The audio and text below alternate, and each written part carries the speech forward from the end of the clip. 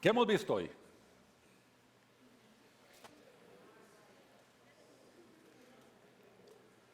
Vimos cómo, los quiero devolver al principio de la presentación, vimos cómo las civilizaciones desaparecen cuando se hacen inmorales. ¿Se acuerdan cómo empezamos?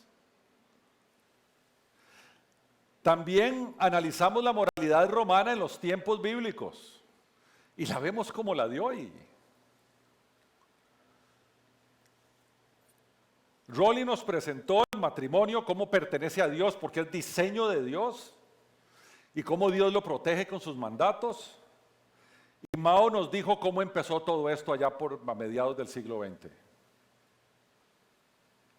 José nos presentó un pincelazo de cómo está la moral el día de hoy y terminamos viendo que todo esto era, desde el siglo XX, un plan detallado. ¿Qué podemos concluir?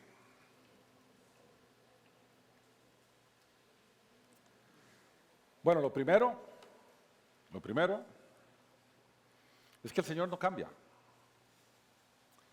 Si el Señor detestaba la moralidad egipcia y después detestaba la moralidad en Canaán, si el Señor habla claramente sobre la inmoralidad romana y esas conductas se repiten al día de hoy, sabemos que el Señor no aprueba eso, porque el Señor no cambia.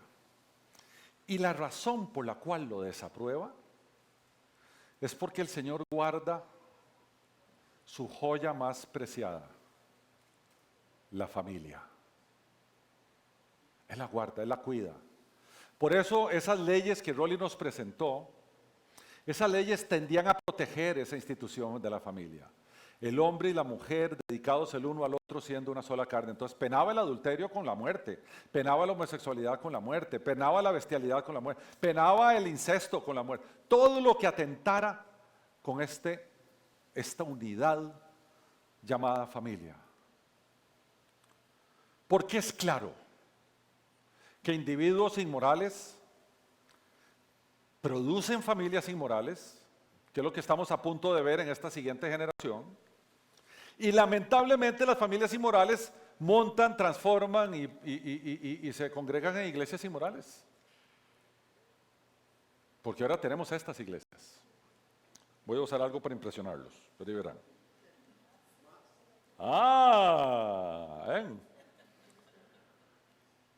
Iglesias enfermas. En la iglesia anglicana hoy en día hay pastoras lesbianas predicando desde un púlpito.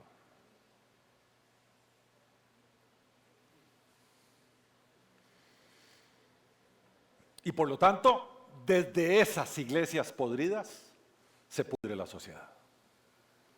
Porque ¿quién si no es la iglesia está llamado a ejercer influencia divina en la sociedad? Si no es la iglesia de Cristo. Cuando la iglesia de Cristo trastorna su misión, se pudren las sociedades porque la única que llevaba la luz se apagó. Y entonces, regresamos a lo que hemos dicho toda la tarde-noche. Lo que el Señor dice en su palabra. Hay de los que a lo malo dicen bueno y lo bueno malo, que hacen de la luz tinieblas y de las tinieblas luz, que ponen lo amargo por dulce y lo dulce por amargo. Cuando yo veo los hay que pone el Señor ahí, hay de los, hasta que cierro los ojos. Así como me encanta cuando el Señor, cuando hay peros, es que ustedes eran esto, pero Dios, entonces uno dice, ahí viene algo bueno. Los ayes no traen nada bueno. Uno no puede decir que lo que la Biblia dice que es bueno es malo. Y uno no puede decir que lo que la Biblia llama malo es bueno. Porque no es la Biblia. Es la revelación de Dios a los hombres. Es Dios diciéndole malo y es Dios diciéndole bueno. Hay del que trastorna eso. Entonces el tema de la inmoralidad sexual lo vemos. Al capítulos 2 y 3 de Apocalipsis son cartas que el Señor le manda a 7 iglesias. Y es bien curioso lo que es recurrente ahí cuando el Señor le dice qué le agrada y qué le desagrada a cada una de ellas, a cada una de las 7. Y lo que es común que le desagrada es la idolatría y la inmoralidad sexual. Esas dos cosas se ven a cada rato. A cada rato. Porque destruye la integridad del ser humano. Porque destruye el núcleo llamado familia. A Israel se lo dijo cuando era su pueblo, a su iglesia, que es su pueblo, se lo dice ahora, que la iglesia está conformada por gentiles y por judíos que vienen a Cristo. Detalla pena de muerte para que atente con todo esto en aquellos tiempos, y hoy en día estamos en tiempos de gracia, como bien nos explicó José. La iglesia está llamada no solamente a no ser así, sino está llamada para ir a predicar el evangelio de Cristo y predicar arrepentimiento y perdón de pecados. Porque vean, también creo que, no me acuerdo quién, creo que fue Mau el que lo dijo, o José. El pecado imperdonable no es la inmoralidad sexual. No lo es. Lo que pasa es que hay tanta bulla, tanto ruido hoy en día, que la iglesia ahora lo identificó como la principal batalla que hay que librar, y entonces identifica esto como lo peor. Pero no es. No es. Ya vimos que a la par de esto está adulterios y un montón, codicias y un montón de cosas más. Porque son todos los pecados los que despiertan la ira de Dios. Los que traen juicio. Entendiendo la ira de Dios como la manifestación de su santidad, la respuesta de Dios hacia el pecado a partir de su justicia. La ira de Dios no es que Dios se enoja. Es que dada su santidad, llama a un atributo divino llamado justicia y ejerce justicia y provoca juicio. Pero créanme que de los no arrepentidos y perdonados, no es que los homosexuales van a estar en un lugar especial en el infierno. Van a estar al lado del adúltero, del codicioso, del egoísta, del abortista, del pedófilo, ahí van a estar. No es que crean que es un pecado para arriba de los demás. Todos ellos se van a ir al infierno porque no son perdonados, porque Cristo no es su Señor. Todos, no solo el homosexual. Entonces, una de las cosas que quiero que concluyamos el día de hoy es que si bien es cierto, es pecado, no es el peor de todos, ni tampoco el más liviano. Porque a nosotros nos gusta hacer un pecadímetro, ¿verdad? Poner medidas y grados de pecados. Dios no tiene pecadímetro.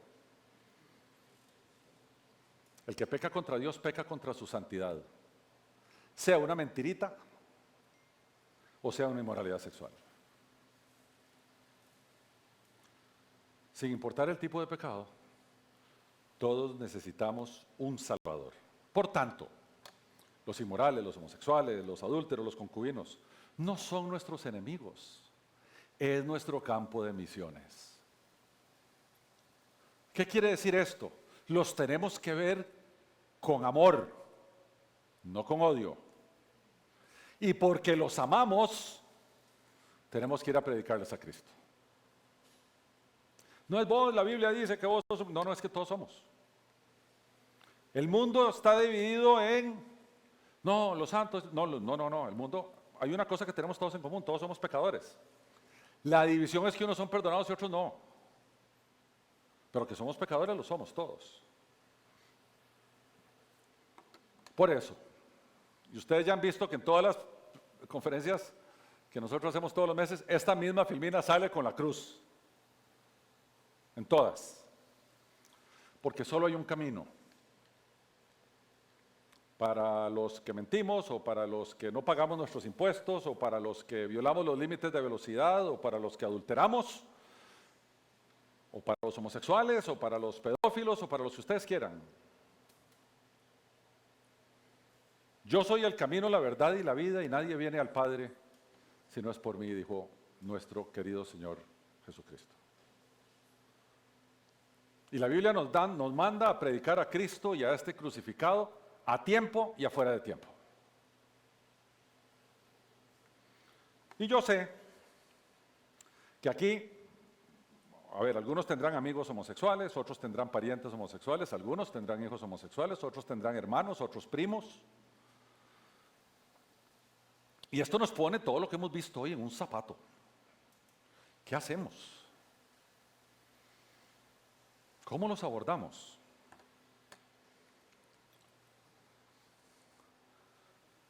La gente no puede cambiar. La Biblia nos enseña que la gente no puede cambiar. Tu naturaleza, tu esencia, es la que provoca tu conducta. Por eso la Biblia llama al que es llamado por Cristo y cambiado por Cristo, uno que nace de nuevo. Tiene una nueva identidad. Entonces no podemos ir donde el homosexual y decirle, deja de acostarte con hombres. No va a hacerlo.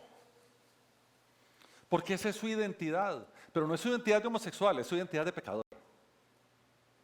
Igual que la del adúltero. El tema es otro.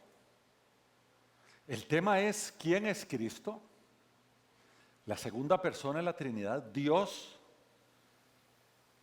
que no queriendo ser como igual, bajó y se encarnó en una persona, vivió una vida sin pecado y se subió a esa cruz para salvar a aquellos que van a creer en Él.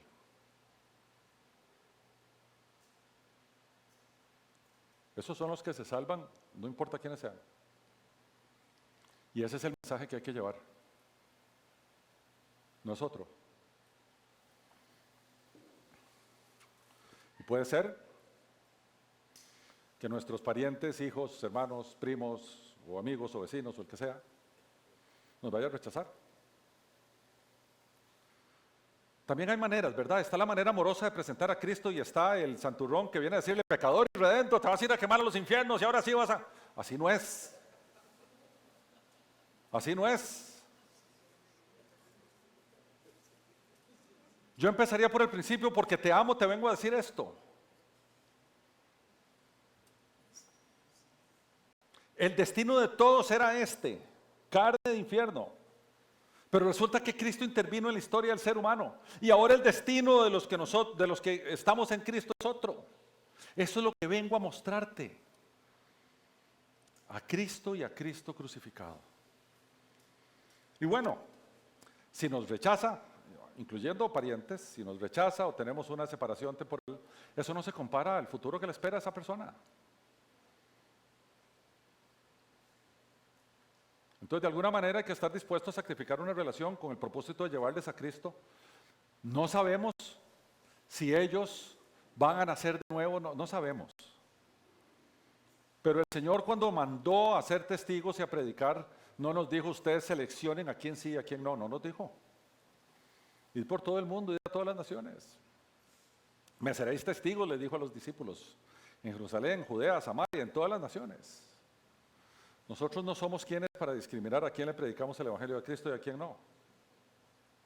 Hay que hacerlo a todos. Pero particularmente, como este es un tema de agenda muy fuerte, particularmente tenemos que hacerlo de esa manera.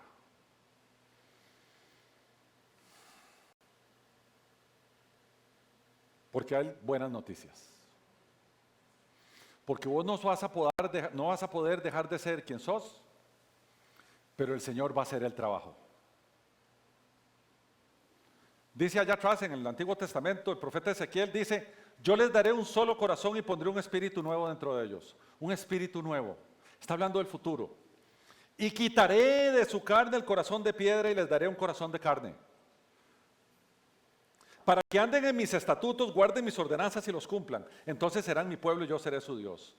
¿Cómo es que vamos a cumplir ordenanzas y estatutos? Porque nos va a dar un espíritu nuevo y un corazón nuevo. Él es el que lo va a hacer. En el precioso texto de 2 Corintios 5:17, dice la Escritura, de modo que si alguno está en Cristo, nueva criatura es. Nueva criatura, uno nuevo, nació de nuevo, tiene otra identidad y como resultado de su otra identidad, entonces ahora cumple los mandatos y las ordenanzas y los estatutos, no por miedo a ir a quemarse a los infiernos, es porque ama al Señor que lo hizo nacer de nuevo. Tenés ese corazón nuevo y diferente, proclive a adorar a tu Señor. Antes tenías un corazón muerto, proclive a pecar. De nuevo es un trabajo del Señor. Ya vimos este texto, pero ahora yo quiero verlo desde otra perspectiva. Rolly lo presentó. Pablo le escribe a los corintios: no se dejen engañar ni los inmorales, ni los idólatras, ni los adúlteros, ni los afeminados, ni los homosexuales, ni los ladrones, ni los avaros, ni los borrachos, ni los difamadores, ni los estafadores heredarán el reino de Dios. Y esto eran. Eso es lo que yo quería destacar. Algunos de ustedes, pero fueron lavados, fueron santificados, fueron justificados en el nombre del Señor Jesucristo y en el Espíritu de nuestro Dios. Eran, ya no son. No se crean la mentira que el que nace homosexual, que nació homosexual porque nació homosexual, eso es mentira para empezar, no puede dejar de serlo. No se crean esa mentira. Voy a tomarme 2 minutos para contarles algo que nos pasó hace 25 años cuando arrancó Unánimes. Unánimes empezó con un evento en el Estadio Nacional donde convocamos las poblaciones que la sociedad no quiere, y en aquel tiempo los homosexuales estaban en ese grupo: homosexuales, prostitutas, abusadores, de todo. El menú fue completico de los que llegaron ahí. Pero para promover el evento, ¿dónde está Lore? Allá está. Lore, que se las sabía de todas en tema de prensa, nos consiguió una entrevista con Jorge Valverde. ¿Quién se acuerda de Jorge Valverde aquí? No muchos, ¿verdad? No muchos. Cristino, ¿se acuerdan de Cristino? Porque íbamos a hablar de que el Señor cambia los corazones, y como estábamos convocando a los homosexuales, la cosa era como noticia. ¿Cómo que los homosexuales pueden dejar de serlo? Entonces yo sabía que venía la pregunta, entonces llamé a mi querida amiga Magda de Castro, Esquivel de Castro, y le dije que si ella no tenía a alguien que había pasado del homosexualismo al heterosexualismo, y me dijo: ¿por qué? Por esto y esto y esto. Y me dice: no, yo tengo a alguien perfecto. Ella manejaba los ministerios cristianos fuera de las iglesias que atendían estas poblaciones y todo. Me dice: ¿me tengo que ir yo? Le digo: no, venite. Y llegamos ahí, había un tipo común y corriente con un vestidillo entero, nada, extraordinario, se sienta ahí. Empezamos a hablar del evento, esto lo tenemos grabado en este que les estoy contando. Y se vuelve Jorge Valverde y nos dice: bueno, pero ¿qué es eso de que el homosexual puede dejar de serlo? Deme un ejemplo. Le digo: bueno, el Señor le va a dar un ejemplo a usted. Y él se vuelve donde el Señor. Y el otro tenía pinta como de pastor, ¿verdad? Con el corbatilla y todo, y no decía gran cosa. Y se vuelve el otro y le dice: no, es que hay un tipo que era travesti en Limón, se prostituye en Limón, pero empezaron a golpearlo y todo, entonces decidió venirse para San José, atrás de la clínica bíblica. Yo no sé si todavía están ahí los travestis, pero en aquel tiempo iban a parar ahí. Y ahí vivió un tiempo hasta que alguien le predicó a Cristo. Él cambió, eventualmente conoció una mujer y tiene hijos y ahora tiene una vida normal. Pero él quiere llevar el mensaje de que esto es cómo Cristo cambia a las personas. Y entonces él anda por todos lados con su familia, dando testimonio de que el Señor te cambia. Y dice, ya mostrando una foto de cómo era él como travesti. Le dice: qué bien. ¿Cómo se llama él? Se vuelve el Señor y le dice: lo tiene usted enfrente. Soy yo. Y sacó la foto. Y se la enseñó. ¿Y usted anda con su esposa y con sus hijos dando este testimonio? Le dice: por supuesto que sí. Porque tanto mi esposa como mis hijos y yo nos sentimos orgullosos de lo que el Señor hizo en nuestras vidas.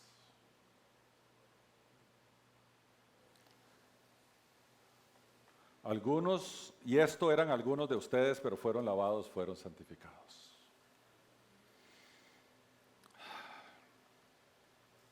Entonces, ya vimos cuál es el plan urdido en aquella convención extraña que vimos cerca de Washington.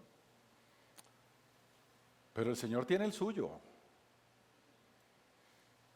Y está escrito. Está ahí. ¿Y qué es lo que dice él? Bueno, yo tengo que partir de la iglesia, que es la que ejerce influencia en el mundo.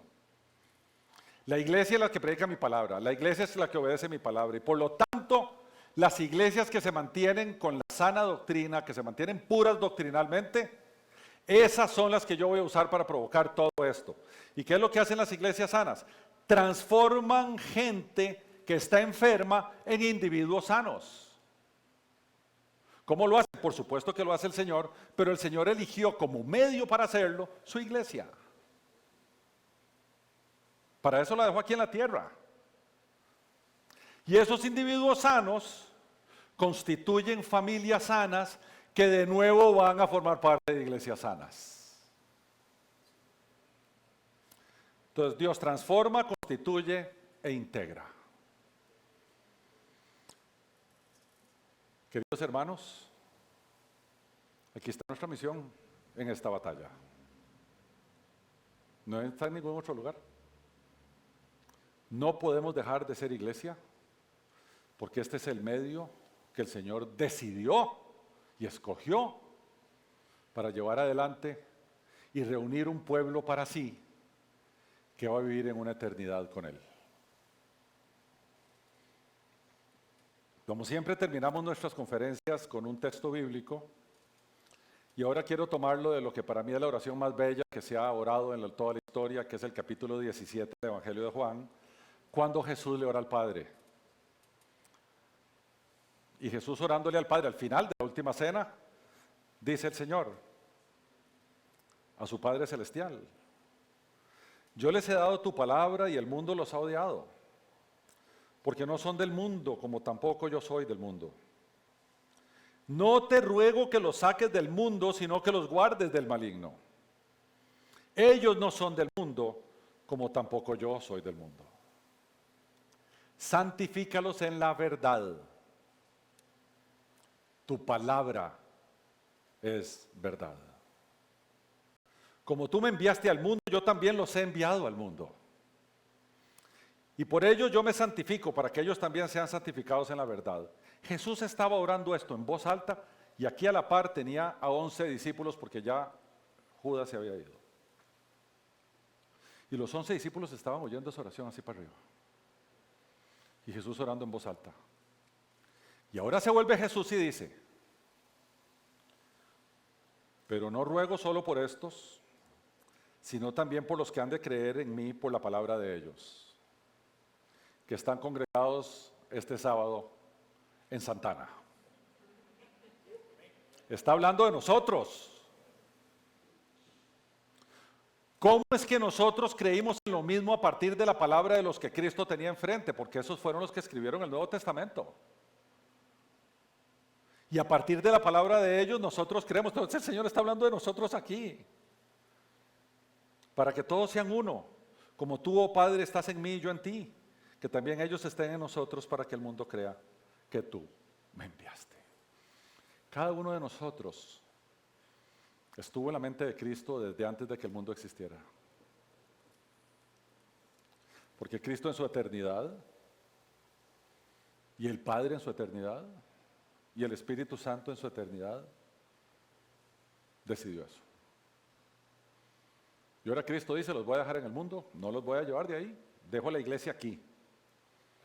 Santificados, guardados, para que la iglesia se influencie en un mundo caído y en franco deterioro.